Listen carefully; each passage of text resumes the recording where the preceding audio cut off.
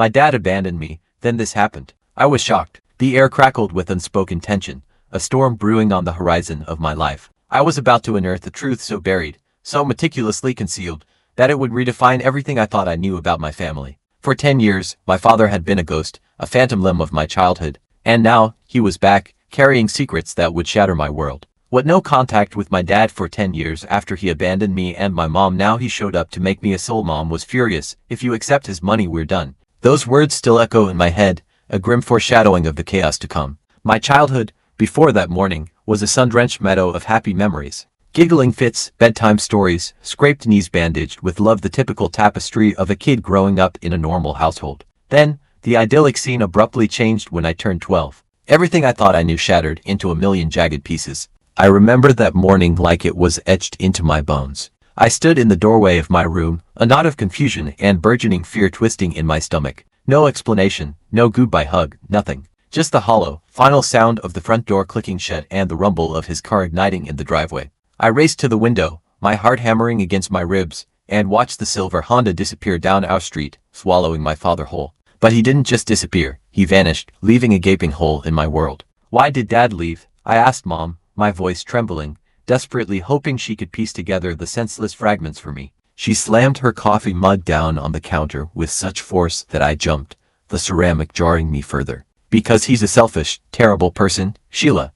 He abandoned his own child, and he won't even pay child support. That's the kind of man your father is. I didn't even fully grasp what child support meant back then, but the sheer venom laced in Mom's voice chilled me to the core. I had never seen her like this before, her face contorted by a rage I couldn't comprehend. When I tried to press her for more answers, she cut me off with a sharpness that stung. Just forget about him, Sheila. He doesn't deserve our tears. At first, I couldn't stop the relentless tide of thoughts about Dad. I lay awake at night, a prisoner of my own, wondering if I had done something wrong, if I wasn't good enough. I kept half expecting him to call, to show up at my school, to rewind the tape and make things right. As weeks bled into agonizing months, Mom's decree began to take hold. I threw myself into school. My studies became a refuge, my hobbies a distraction. I tried to be the perfect daughter, the balm to soothe Mom's visible pain. She seemed so utterly broken after Dad left, and I desperately wanted to make her happy again. It became just the two of us, a fragile little island adrift in a sea of uncertainty.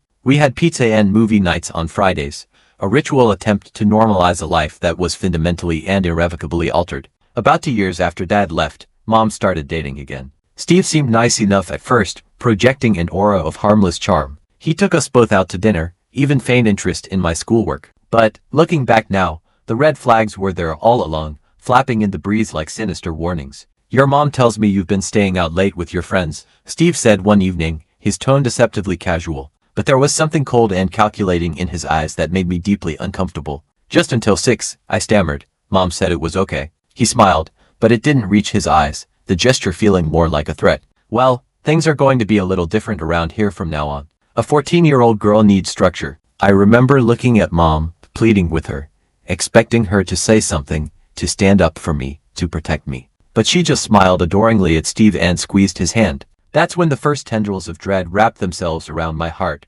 constricting the joy from my young life. My entire life changed irrevocably after Mom and Steve got married. First, it was the relentless tightening of the screws. A strict curfew clamped down on my already limited freedom. I had to be home by 5 o'clock p.m. Sharp. No exceptions. If I missed even one item on the ever-expanding chore list, there would be hell to pay. But I have volleyball practice after school on Thursdays. I protested when he demanded I clean the entire kitchen spotless by 6 o'clock p.m. every day. Then you'll have to quit volleyball, Steve said flatly, his voice devoid of any empathy. Steve's right, honey, Mom would chime in, her voice mirroring his. We need to teach you discipline, or you'll end up like your father. That phrase became her go-to weapon, a cruel barb she used to silence my complaints and guilt me into submission. Or you'll end up like your father. It stung every time, a constant reminder of my perceived flaws and failures, making me feel guilty for even questioning Steve's increasingly unreasonable rules. The rules kept piling up, suffocating me. I wasn't allowed to use my phone after 8 o'clock p.m. My homework had to be done at the kitchen table under Steve's watchful, judgmental gaze. I needed permission to hang out with friends, my every move scrutinized and controlled. Even my clothes became an issue, the target of Steve's sanctimonious judgments. One day, I came home 10 minutes late because my biology teacher wanted to discuss my project after class. Steve was waiting at the door, his face a mask of red-faced fury. "Where were you, mister?" Peterson needed to talk about no excuses. He barked, cutting me off. "You're grounded for 2 weeks. Hand over your phone." "But that's not fair. I was talking to a teacher." He just held out his hand, his eyes burning with icy anger. "Want to make it 4?"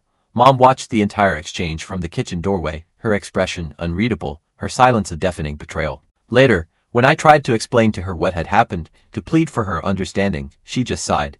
"Sheila, you need to respect Steve. He's trying to provide you with structure, something your father never did." Things got even more complicated, the vice grip on my life tightening further when Mom announced she was pregnant. I tried to be happy for them, to embrace the illusion of a perfect family, but a cold, hard knot of dread twisted in my gut, a silent premonition that things were about to get exponentially worse. My half-brother, Tommy, was born when I was 15 and a half, and almost immediately, I was relegated to the role of unpaid babysitter, a glorified servant in my own home. "You need to watch Tommy while we go out," Steve would bark, his words leaving no room for argument. "But I have a history test tomorrow," I would protest, my voice barely a whisper. "Family comes first," Steve would interrupt, his eyes glittering with cold satisfaction. "The least you can do is help out." When Tommy cried at night, I was the one who had to drag myself out of bed, even on school nights, to check on him, to soothe him, to sacrifice my own sleep and sanity. "He's your brother," Mom would say when I dared to complain about being exhausted,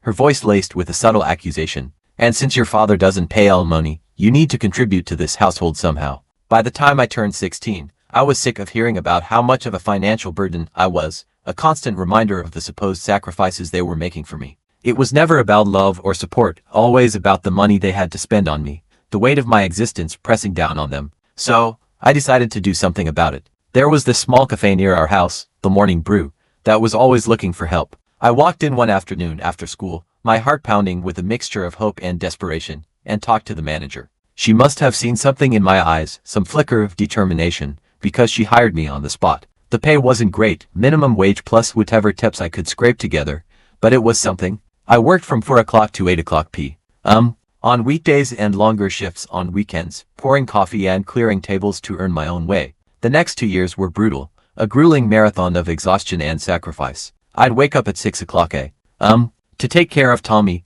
go to school, work at the cafe, come home to more chores and Tommy duty, then try to squeeze in homework somewhere in between, my mind and body perpetually running on fumes. My grades started slipping, the academic terrain becoming treacherous as my life turned into a never-ending to-do list. There just weren't enough hours in the day. When graduation came around, I was devastated to learn I didn't have enough points for a scholarship, the door to my dreams slamming shut with a deafening finality. I remember sitting at our kitchen table, the rejection letter clutched in my trembling hand, feeling the weight of my shattered hopes crushing me. "Maybe we can figure something out together," I pleaded, my voice cracking with desperation. "I could work more hours, and if you could help with just part of it." Mom cut me off, her voice cold and dismissive. "Actually, you should have thought about that before letting your grades drop." Steve chimed in, his voice smug and condescending. "We don't have money for your college. If you had studied harder instead of hanging out with your work friends all the time, maybe things would be different." The conversation was over before it began.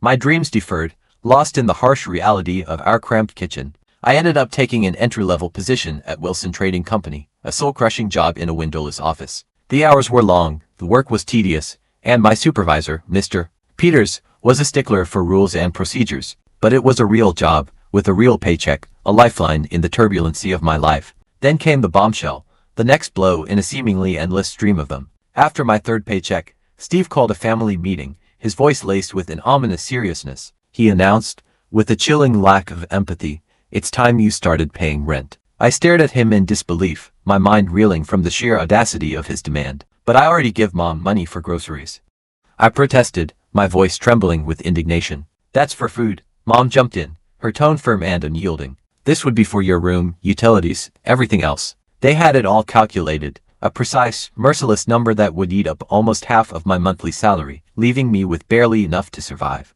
I wanted to argue, to scream, to point out how fundamentally unfair it was, but what choice did I have? The next 2 years felt like being trapped in quicksand.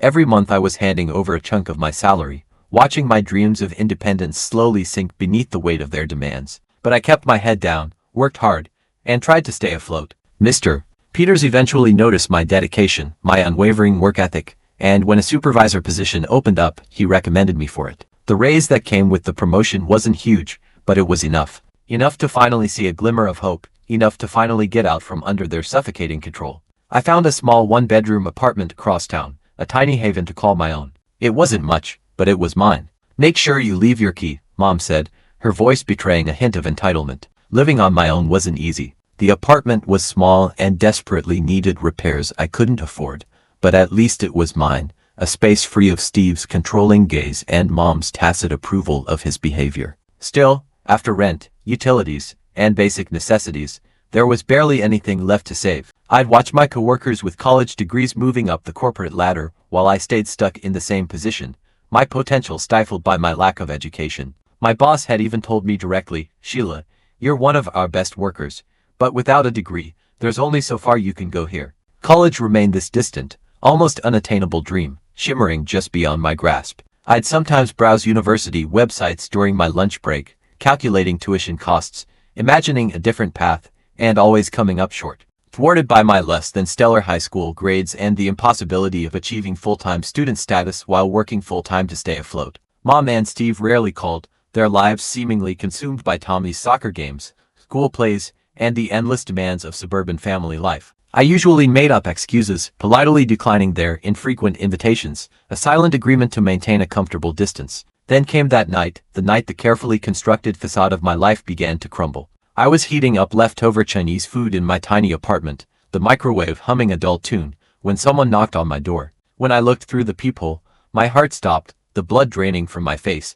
There he was, my father, Sheila. His voice was exactly as I remembered it, a ghostly echo from a distant past. "Please, can we talk?" My first instinct was to slam the door in his face, to shut him out, to protect myself from the pain and confusion he represented. How dare he show up after 10 years of deafening silence, after abandoning me to a life I hadn't chosen?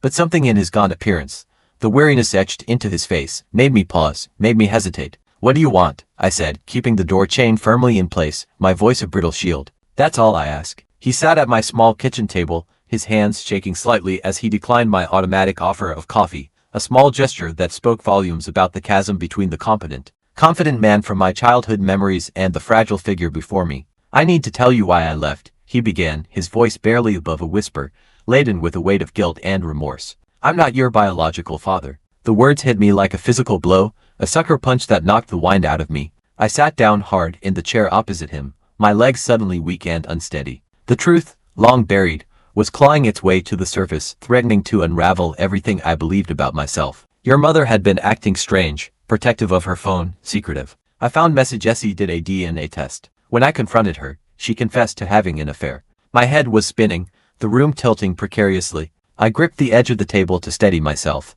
desperately trying to process the enormity of what he was saying. "She begged me to forgive her," he went on, his voice thick with emotion, "but I couldn't stay. Every time I looked at you, it wasn't fair to you. You were innocent in all this, but I couldn't handle it. I couldn't live with the lie." A bitter laugh escaped my lips, the sound filled with disbelief and simmering anger. "But I always paid the alimony," he said, his voice pleading, as if desperately seeking redemption. "I couldn't be there for you, but I made sure you were taken care of financially." "What do you mean you paid alimony?" I asked, my voice shaking, my mind racing to reconcile his words with the narrative I had been fed for the past 10 years. "Mom always said you never sent a penny." "Dad, or I guess not really." My dad reached into his jacket and pulled out a thick envelope, its contents promising a revelation. "Every month, without fail," he said quietly, his eyes filled with a profound sadness. "I set up automatic payments the day I left." I stared at the papers, my hands trembling as I shuffled through the documents. Each statement showed the same thing. Regular monthly payments, all clearly labeled child support, Sheila. Years of payments, tens of thousands of dollars that I had never seen, never benefited from, never even knew existed. I felt sick, betrayed, robbed of a financial security that was rightfully mine. All those years of being told I was a burden, of working at the cafe while trying to study, of paying rent to my own mother while she had been receiving his support. It was all a lie, a cruel and elaborate charade. "Why are you here now?" I asked, pushing the statements away, my voice barely a whisper. "After all this time, why?" He shifted uncomfortably in his chair, suddenly looking even more frail, even more vulnerable. "I have some news, Sheila," he said, his voice heavy with regret. "Two pieces. First, I can't have children, Sheila. I have cancer. The doctors give me 2 years, maybe less." I sat there, stunned into silence, the weight of his revelation crushing me. This man, who I had spent years hating, resenting, was sitting at my kitchen table, telling me he was dying, his life ebbing away. After I left, I threw myself into work, he continued, his voice regaining a sliver of strength. Made some smart investments. I done well for myself, very well. But I have no family, no children of my own. And despite everything, despite not being your biological father, I've never stopped thinking of you as my daughter. What are you saying? I asked, my voice trembling, desperately trying to grasp the meaning behind his words. I want to make you my heir, Sheila. Everything I have, the house, the investment properties, I want it all to go to you. The room started spinning, the air growing thick and heavy. I gripped the edge of the table, struggling to stay grounded, to maintain some semblance of control. The man I thought had abandoned me had been supporting me all along, albeit unknowingly, and now he was dying, wanting to leave me his fortune, a fortune I never knew existed. I need time to think about this, I managed to say, my voice barely audible. He nodded, his eyes filled with understanding and a quiet desperation. Of course, here's my card. Call me when you're ready to talk. Before he left, he turned back to me, his face etched with regret. For what it's worth, Sheila, I'm sorry. Your mother made her choices, but I'm sorry for leaving you. I should have found a way to tell you the truth, sooner. I should have done better. I should have found a way to tell you about how I felt, and the money. I barely slept that night, my mind a whirlwind of emotions, struggling to reconcile the past with the present. By morning, I knew what I had to do. I drove to Mom and Steve's, my hands gripping the steering wheel so tightly my knuckles turned white. Tommy was at school, and Steve's car wasn't in the driveway perfect. Mom answered the door in her gardening clothes, her expression, a mixture of surprise and apprehension. Sheila, what are you doing here? We need to talk, I said, walking past her into the house, my voice firm and resolute. The living room looked exactly the same, Tommy's toys scattered everywhere, his school photos dominating the walls, a carefully curated image of domestic bliss. Dad came to see me yesterday, I said, my voice echoing in the silent room. Mom froze halfway to the couch, her face paling. Oh, her expression was guarded and wary. Yes, a very interesting conversation. He wants to make me his heir, apparently. Mom's face turned a shade of crimson. After abandoning you, after refusing to pay a cent in child support. And you're just going to forgive him because he's got money now. I couldn't help it. I started laughing, a hollow, bitter sound. That's funny, Mom. Because he showed me his bank statements. Every single month for 6 years, $2,000 in child support payments. Where did all that money go, Mom? Because it sure didn't go to me. The color drained from her face, leaving her looking pale and shaken. Sheila, you don't understand. Oh, I think I understand perfectly, I interrupted, my voice rising with righteous anger. And that's not even the best part. He also told me why he really left. About the DNA test, about your affair. Mom sank onto the couch, her hand flying to her mouth, her eyes wide with fear. You don't understand. I understand perfectly, I repeated, my voice dripping with sarcasm. You cheated on him, got pregnant with me, and then lied about it for years. Then, when he found out and left, you lied some more. You took his money meant for me, and used it for yourself and your new family. I needed that money, Mom suddenly burst out, her voice cracking with desperation. Do you know how hard it was being a single mother? Don't you dare try to justify this, I retorted, my voice filled with contempt. You made me work through high school, you made me pay rent, all the while you were being given money to help raise me. Mom's shock transformed into anger, her face contorting with fury. I raised you, I took care of you. And now you're going to side with him because he's dangling his money in front of you. Side with him, I scoffed. He might not be my biological father, but at least he was honest with me, which is more than I can say for you. She stood up, her face a mask of rage. If you accept his money, we're done. Do you understand me? You'll no longer be welcome in this family. I looked around the room, at Tommy's toys, at the carefully arranged family photos, the carefully constructed image of a life that wasn't mine. That's rich, Mom. You made it clear years ago that I wasn't part of this family. The only difference now is that I finally understand why. I walked out of the house, letting the door slam shut behind me, the sound echoing the finality of my decision. Mom didn't try to stop me, her silence a deafening confirmation of her true feelings. I was at work when my phone started blowing up with notifications. Aunt Carol had texted, "Have you seen your mother's Facebook post?" I waited until my lunch break to look, bracing myself for the inevitable onslaught of judgment and misunderstanding. There it was, a long, carefully crafted paragraph about her ungrateful daughter who had abandoned her loving family for a deadbeat dad's money. Mom had really outdone herself this time, painting herself as the sacrificing single mother and me as the greedy, heartless child. The comments poured in, fueling her narrative. I can't believe Sheila would do this to you after everything you've done for her. She always was a difficult child. Money changes people. My relatives, people I had grown up with, were publicly condemning me based on a one-sided, fabricated story. My hand shook as I started typing my response, the anger and hurt bubbling to the surface. Since Mom wants to air our family drama on Facebook, let's tell the whole story, I wrote, my fingers flying across the keyboard. Let's talk about how she cheated on Dad and lied about me being his daughter. Let's talk about the DNA test that made him leave. Let's talk about the child support money he sent every month for years that I never saw. Where did all that money go, Mom? I attached photos of the bank statements, the irrefutable evidence of her deception, and hit post, unleashing the truth into the digital world. The response was immediate, a firestorm of shock, disbelief, and outrage. Is this true, Sarah? What's going on? That's $144,000.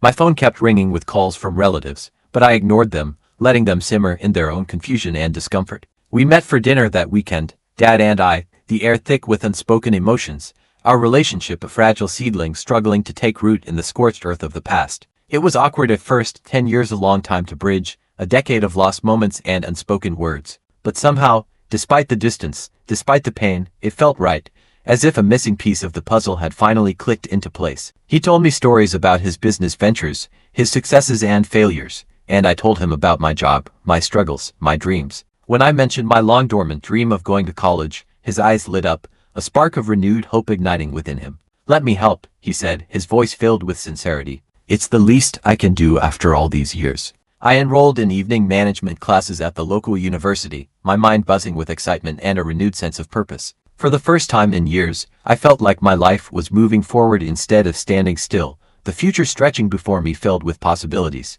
Dad and I started having weekly dinners, a ritual of connection and reconciliation. Sometimes we talked about the past, the unspoken hurts and regrets. Other times, we talked about the future, my schoolwork, his investments, even the corny romantic comedies we both secretly enjoyed. He wasn't my biological father, but he was becoming something just as important, a mentor, a friend, a source of unwavering support. Mom tried calling a few times after I exposed her, her voice pleading and desperate, but I let it go to voicemail, unable to face her justifications, her lies. Steve sent a text message accusing me of tearing the family apart, of being a selfish, ungrateful brat. I blocked his number, severing the last thread of connection to that toxic part of my life. Tommy asked me at the grocery store why I didn't come to his games anymore, his innocent question piercing my heart with guilt. That one hurt, a reminder of the collateral damage of my choices, but I just wasn't ready to deal with any of them, to navigate the complicated web of emotions and resentments that surrounded them. Those 4 years with Dad were a gift I never expected to have, a stolen moment of grace amidst the chaos of my life. The doctors had given him 2 years at most, a grim prognosis that hung over us like a sword of Damocles. I'm not going anywhere until I see you graduate, he'd say, his voice filled with determination, defying the odds, clinging to life with a tenacity that both inspired and broke my heart. And somehow, against all odds, he made it happen. We made the most of our time together, squeezing every drop of joy from the moments we shared. Between my evening classes and his treatments, we'd meet for dinner at least twice a week, sharing stories, laughter, and the quiet comfort of companionship. He told me stories about his life, his triumphs and failures, his business ventures, and even shared old photos from when I was little, his eyes shining with a love that transcended blood. Sometimes we just sit in comfortable silence, content to be in each other's presence, the unspoken bond between us growing stronger with each passing day. You know, he said one evening, his voice soft and filled with emotion, even after I found out you weren't biologically mine, I never stopped loving you as my daughter. I remember squeezing his hand, unable to speak through the tears that streamed down my face, the weight of his love a balm to my wounded soul. He came to all my college presentations, beaming with pride as I presented my ideas, his presence a constant source of encouragement. The last few months were hard, the cancer spreading relentlessly, confining him to the hospital more often than not. I took time off work to be there with him, spending my days at his bedside, studying for my finals in the uncomfortable hospital chair, his presence a silent motivation. You don't have to stay, he'd say, his voice weak, his eyes filled with concern. Try and make me leave, I'd answer, forcing a smile, determined to be there for him until the very end. He was there for my graduation, his greatest wish fulfilled, though we had to watch the ceremony via video call from his hospital room, his body too frail to attend in person. I brought my diploma to him right after the ceremony, still wearing my cap and gown, my heart overflowing with gratitude and a bittersweet sense of accomplishment. His smile was weak but radiant, his eyes filled with a profound sense of peace. I always knew you could do it, he whispered, his voice barely audible. I was holding his hand when he took his last breath, his passing peaceful, his legacy secure. I told him about my new job offer, a prestigious position at a top firm, and how I was going to use everything he taught me, how I was going to make him proud, even in death. The inheritance was substantial, far beyond anything I could have imagined. A beautiful house in the suburbs, several investment properties, enough money to secure my future and the futures of generations to come. I moved into one of the apartments, the space already feeling like home. The rental income more than covers my expenses, allowing me to live comfortably and without financial stress, a freedom I had never known before. But I kept my job anyway, working hard and building my career. My efforts a tribute to the values he instilled in me, a testament to his unwavering belief in my potential. Dad taught me the value of building something for myself, the importance of hard work, dedication, and financial independence. Some of my relatives still try to play peacemaker, suggesting family reunions or holiday gatherings with Mom, Steve, and Tommy, clinging to the hope of reconciliation. I always declined politely, my voice firm but gentle, my decision unwavering. I've made my peace with the past, but that doesn't mean I need to revisit it, to reopen old wounds and relive past hurts. They understand, or at least they pretend to, accepting my boundaries with a grudging respect. Aunt Carol even apologized for believing Mom's Facebook post without hearing my side, admitting she had been swayed by her emotional appeal. Uncle Jim admitted he had suspicions about the child support money for years, but never said anything, a silent complicity that spoke volumes about the dynamics of our family. Sometimes I drive past my old house and see Tommy playing in the yard. Mom still lives there with her perfect little family, posting perfect family photos on Facebook, perpetuating the illusion of a life untouched by the truth. I don't feel angry anymore when I see them. I don't feel much of anything, really, just a sense of detachment, as if observing a scene from a movie, a story that no longer involves me. Dad taught me that family isn't about blood. It's about love, truth, and choosing to be there for someone even when it's hard, even when it's inconvenient, even when it means sacrificing your own comfort and happiness. He chose to be my father twice. First when he married Mom, accepting me as his own, and again when he came back into my life, offering me a second chance, a chance to heal, to grow, to become the person I was always meant to be. That means more to me than any biological connection ever could, a testament to the power of love and the enduring bonds that can be forged even in the face of adversity. So, Reddit, after hearing my story, I'm left wondering if I made the right decisions. Did I handle things correctly with my mom and Steve? Was I too harsh or too forgiving? Should I have tried harder to mend fences with Tommy, or was it right to prioritize my own well-being? How would you have handled this complex family drama? What would you have done if you were in my shoes, facing the lies, betrayals, and unexpected opportunities that fate threw my way? I'm genuinely interested in your perspectives, your insights, and your honest opinions. Share your thoughts, let me know if you think I made the right choices, or if there are things I should have done differently. I'm open to hearing it all.